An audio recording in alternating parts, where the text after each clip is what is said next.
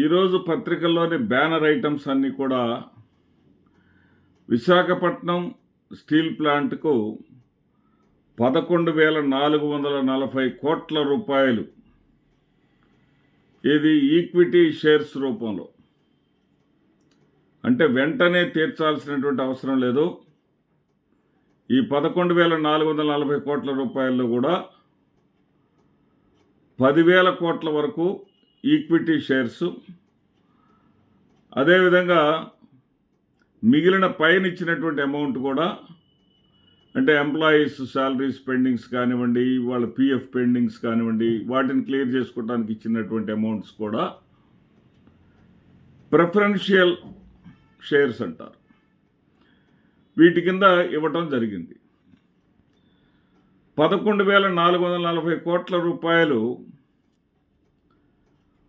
కేంద్ర ప్రభుత్వం ద్వారా శాంక్షన్ చేయించుకోవడాన్ని, అది గ్రాంట్ కాదు, అట్లానే లోన్ కూడా కాదు. అంటే తక్షణమే వడ్డీలు కట్టాల్సినటువంటి అప్పు కాదు. అప్పు అనేది గమనించాలి, కానీ వడ్డీలు చెల్లించాల్సినటువంటి అప్పు మాత్రం కాదు. ఏది ఏమైనా సరే విశాఖపట్నం స్టీల్ ప్లాంట్ని నిలబెట్టడం కోసం, కార్మికుల్లో ఉన్నటువంటి ఆందోళనలను తగ్గించటం కోసం, స్టీల్ ప్లాంట్ మూసేస్తున్నారేమో, స్టీల్ ప్లాంట్ పరాయి వాళ్ళకి అప్పచెప్పేస్తున్నారేమో రన్ చేయలేక అనేదానికి ప్రస్తుతం కూటమి ప్రభుత్వం వచ్చిన తర్వాత వచ్చినటువంటి ఈ యొక్క ఆర్థిక సాయం ఏదైతే ఉందో 11,400 కోట్ల రూపాయలు ఖచ్చితంగా స్టీల్ ప్లాంట్ మనుగడకి ఉపశమనం కలిగించేటటువంటి అంశం. దీన్ని స్వాగతించాల్సిందే, ఇందులో ఎలాంటి సందేహం కూడా లేదు. ఇక క్రెడిట్ ఎవరిది? సహజంగానే చెప్పుకుంటారు, వైఎస్ఆర్సీపీ ప్రభుత్వంలో ఇంత పెద్ద మొత్తంలో మరి ఆర్థిక సాయాన్ని కేంద్రం ఇవ్వలేదు. ఎందుకంటే వైఎస్ఆర్సీపీ భాగస్వామ్య పక్షం కాకపోవటం ప్రధాన కారణం అయి ఉండొచ్చు. ఇప్పుడు భాగస్వామ్య పక్షాలు అధికారంలో ఉన్నాయి కాబట్టి ఆర్థిక సాయం చేసింది. కానీ ఇక్కడ ఈ ఆర్థిక సాయం చేసిన వెంటనే ఇక విశాఖ స్టీల్ ప్లాంటు అమ్మకం అనేటటువంటి ప్రక్రియ జరగదా? విశాఖ స్టీల్ ప్లాంటు ఇక ఆంధ్రుల హక్కుగా నిలిచిపోతుందా అంటే సందేహమే. ఎందుకంటే ఇలాంటి సాయం అనేది ఇది కొత్త కాదు. గతంలో వాజ్పేయి గారు ప్రధానమంత్రిగా ఉన్నటువంటి సమయంలో కూడా ఇలాగే విశాఖ స్టీల్ ప్లాంట్ తీవ్రమైనటువంటి సంక్షోభం ఎదుర్కొంటున్నటువంటి తరుణంలో అప్పుడు కూడా ఇదే విధమైనటువంటి ప్యాకేజీని ఆయన ఇవ్వటం జరిగింది. ఇచ్చిన తర్వాత కొంతకాలం పాటు ఆందోళనలు సద్దుమణిగినాయి. ఆ తర్వాత ఆ ఇచ్చినటువంటి ఆర్థిక సాయాన్ని మొత్తాన్ని కూడా అప్పులు తీర్చడానికే వాడారు. అప్పులు తీర్చడానికి వాడకూడదు, వాటిని ప్రొడక్షన్ పెంచడానికి, ప్రొడక్షన్ ఎక్స్పెండిచర్ కోసం మాత్రమే వాడాలి. అది జరగపోయేసరికి కొంతకాలం గడిచిన తర్వాత మళ్ళీ అదే సమస్య పునరావృతమైంది. మరలా ఇప్పుడు 11,400 కోట్ల రూపాయలు సాయం విదల్చటం జరిగింది. మరి దీంతో ఇక అయిపోయిందా? ఈ ప్యాకేజీ గురించి ఈ రోజున చంద్రబాబు నాయుడు గారు కూడా పెద్ద ఎత్తున ప్రచారం చేసుకున్నారు. బాగా ప్రజల్లోకి వెళ్ళాలన్నారు. ఈ 7 నెలల కాలంలో మనం అద్భుతంగా చేశామన్నారు. విశాఖనే సాధించామన్నారు.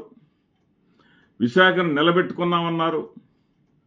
ఈ విషయాన్ని ప్రజల్లోకి బలంగా తీసుకెళ్లాలని కూడా కోరారు. అన్నీ బాగానే ఉన్నాయి, కానీ అల్లుడి నోట్లోనే శని ఉంది. కడుపు నొప్పి కోసం పోతే కడుపు నొప్పి తగ్గించడానికి అవసరమైతే ఆపరేషన్ అయినా చేయండి అయ్యా బాబు, ఇది కడుపు నొప్పి నేను భరించలేకపోతున్నానని పోతే నీకు కాళ్ళకి బూట్లు ఇస్తాము, బూట్లు వేసుకొని హ్యాపీగా బజార్లో నడుచుకుంటూ వెళ్ళు అన్నట్టుగా ఉంది ఇది. విశాఖ స్టీల్ ప్లాంట్కి కావాల్సింది ఈ రోజున ఆర్థిక సాయం మాత్రమే కాదు, ఆర్థిక సాయం మాత్రం స్వాగతించాల్సిందే. దీని మీద ఎవరు క్రెడిట్ చెప్పుకుంటారో ఎవరు చెప్పుకోరో తర్వాత విషయం. అసలు విశాఖ స్టీల్ని ప్రైవేటైజేషన్ చేయాల్సిందే అని చెప్పేసి 100% ఆ నిర్ణయం తీసుకున్న మాట యథార్థమని కేంద్ర కార్మిక శాఖ మంత్రి కుమారస్వామి గారు నేరుగా ప్రకటించారు. అది బాగా వైసీపీ వాళ్ళ ద్వారా వైరల్ అవుతుంది ఆ వీడియో కూడా. ఆయన ఏం చెప్పారు, దీపం పథకం, దీపం అంటే department of public entrepreneurs authorities, దాని ద్వారా ఆ యొక్క ఎక్స్పెండిచర్ అనేది రీచ్ అవ్వట్లేదు కాబట్టి ఆ సేల్కి పెడదాం, ఏదో 2 లక్షల కోట్ల రూపాయల ఆస్తిని ప్రైవేటు పరం చేద్దామని 100% మేము నిర్ణయం తీసేసుకున్నామని చెప్పారు. 100% తీసుకున్నటువంటి నిర్ణయం అప్పటి జగన్మోహన్ రెడ్డి గారి ప్రభుత్వం సహకరించకపోవటం వల్ల, అన్నిటికన్నా ముఖ్యంగా మీరు గమనించాల్సిన పాయింట్ ఇది, ఆయన చెప్పిన పాయింట్ అది, అసెంబ్లీలో రిజల్యూషన్ పాస్ చేయటం వల్ల, అసెంబ్లీలో తీర్మానం పాస్ చేయటం వల్ల ప్రైవేటీకరణకు వ్యతిరేకంగా అసెంబ్లీలో వైఎస్ఆర్సీపీ ప్రభుత్వం 2001 జనవరిలో మేము 100% అమ్మకానికి నిర్ణయం తీసుకుంటే ఆ నిర్ణయానికి వ్యతిరేకంగా వైఎస్ఆర్సీపీ ప్రభుత్వం అసెంబ్లీలో తీర్మానం చేసింది, ప్రైవేటైజేషన్ను మేము వ్యతిరేకిస్తున్నామని తీర్మానం చేయటం వల్ల ప్రైవేటైజేషన్ అప్పట్లో నిలిచిపోయింది అని చాలా స్పష్టంగా ఆయన చెప్పారు. మరి ఇలాంటి పరిస్థితి మళ్ళీ రాదని గ్యారంటీ ఏంటి? రాకుండా ఉండాలి అంటే ప్రధానంగా చేయాల్సినటువంటి పని ఏంటంటే విశాఖపట్నానికి క్యాప్టివ్ మైన్స్, ఈ క్యాప్టివ్ మైన్స్ అనేది గతంలో విజయసాయిరెడ్డి గారు అనేక సార్లు కేంద్ర ప్రభుత్వానికి పార్లమెంటు వేదికగా విన్నపాలు చేసినా కానీ ఇంతవరకు గతి లేదు. అనేక సార్లు విన్నపాలు చేసింది ఈ క్యాప్టివ్ మైన్స్ యొక్క కథ ఏంటంటే, చంద్రబాబు నాయుడు గారి ప్రభుత్వం, కూటమి ప్రభుత్వం అధికారంలోకి వచ్చి 7 నెలలు అయినప్పటికీ ఈ యొక్క విశాఖ స్టీల్ ప్లాంట్ సంక్షోభం కొనసాగుతూనే ఉన్నప్పటికీ, కార్మికులు ఉద్యమిస్తున్నప్పటికీ, వీళ్ళు అధికారంలోకి వచ్చిన తర్వాత జగన్మోహన్ రెడ్డి గారు చేసినటువంటి తీర్మానాన్ని చెయ్యలేదు. లేదు ఆ తీర్మానం ఉన్నది కాబట్టి కొత్తగా చేయాల్సినటువంటి అవసరం లేదా అనుకుంటే కనీసం అఖిలపక్ష సమావేశం వేసి మేము వ్యతిరేకిస్తున్నాము, ఇకపై చేయటానికి వీల్లేదనేటటువంటి హెచ్చరికను కేంద్రానికి చేసినటువంటి దాఖలాలు ఆంధ్రప్రదేశ్ చరిత్రలో కనపడలేదు. ఇక్కడ వాళ్ళకి కావాల్సిందేంటి? క్యాప్టివ్ మైన్స్ ఉన్నటువంటి కంపెనీలకు ఇప్పుడు చంద్రబాబు నాయుడు గారు ఆస్రా మెటల్ ఆయన కంపెనీకి క్యాప్టివ్ మైన్స్ కేటాయించవలసిందిగా ప్రభుత్వం నుంచి రిక్వెస్ట్ చేశారు.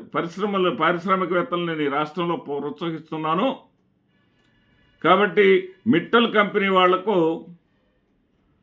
సొంత గనులను కేటాయించండి, క్యాప్టివ్ మైన్స్ని కేటాయించండి అన్నాడు.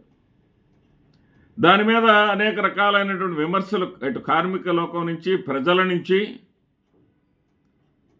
ఆంధ్రప్రదేశ్ రాష్ట్ర ప్రజల ఆత్మగౌరవానికి చిహ్నమైనటువంటి విశాఖ స్టీల్ ప్లాంట్కి లేనటువంటి క్యాప్టివ్ మైన్స్ని ప్రైవేటుగా ఎవరో వచ్చి పెట్టుకుంటామంటే వాళ్ళ కోసం నువ్వు నిలబడతావా ముఖ్యమంత్రి గారు అని చెప్పేసి అందరూ కూడా నిలదీయటం జరిగింది. దానికి భయపడి ఆయన ఆ అంశాన్ని తాత్కాలికంగా పక్కన పెట్టారు. ఇంత మాత్రం చేత మిట్టల్ గారిని పక్కన పెట్టినట్టు కాదు. మిట్టల్ గారి కోసం చంద్రబాబు నాయుడు గారి పోరాటం కొనసాగుతూనే ఉంటుంది, ఆయనకి మద్దతు సహకారం ఉంటుంది.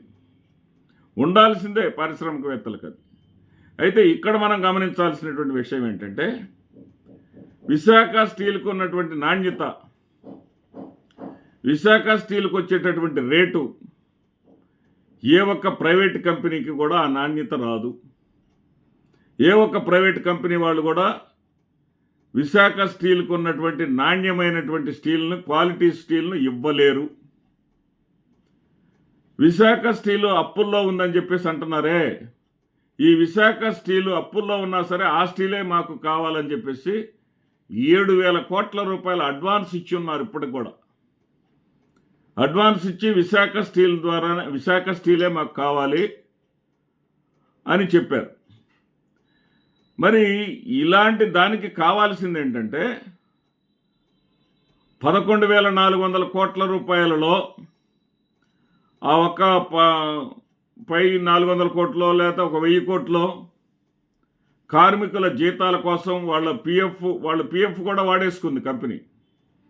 ఆ పిఎఫ్ వాళ్ళు దాచుకున్నటువంటి డబ్బులు వాళ్ళకి ఇవ్వటం కోసం వాడినప్పటికీ మిగతా డబ్బునంతా కూడా ప్రొడక్షన్ కాస్ట్కే వాడాలి.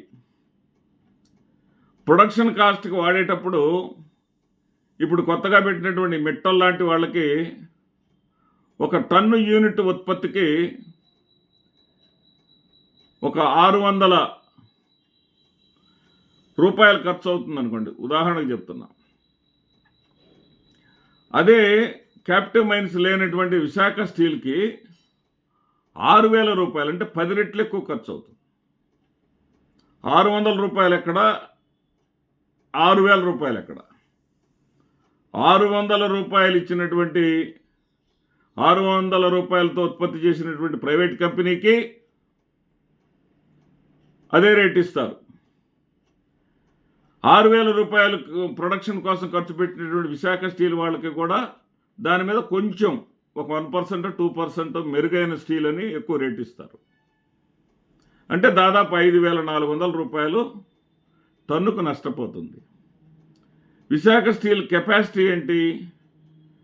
ఒక్క సంవత్సరానికే 7,300 మిలియన్ టన్నులు ఉత్పత్తి చేయగలిగినటువంటి సామర్థ్యం ఉంది. 2 లక్షల కోట్ల రూపాయల ఆస్తులు ఉన్నటువంటి ఆ విశాఖ స్టీలు, దానికి ఉన్నటువంటి అప్పులు 20,000 కోట్ల రూపాయలు మాత్రమే. ఈ 20,000 కోట్ల రూపాయల అప్పుల్ని చంద్రబాబు నాయుడు గారు కూడా ప్రెస్ మీట్లో ఒక మాట అన్నారు, కార్మికులంతా కష్టపడాలి అని. కార్మికులందరూ ఎప్పుడూ కష్టపడుతూనే ఉంటారు. వాళ్ళు నోటి దగ్గరది ఎప్పుడు కూడా పోగొట్టుకోరు. వాళ్ళకు ఆదాయం ఇచ్చేటటువంటి ఆ ఫ్యాక్టరీని నిలబెట్టుకోవాలని చూస్తారు. ఖచ్చితంగా అందరూ కష్టపడి పనిచేయడానికి సిద్ధంగా ఉంటారు. కానీ వాళ్ళకి కావాల్సింది క్యాప్టివ్ మైన్స్.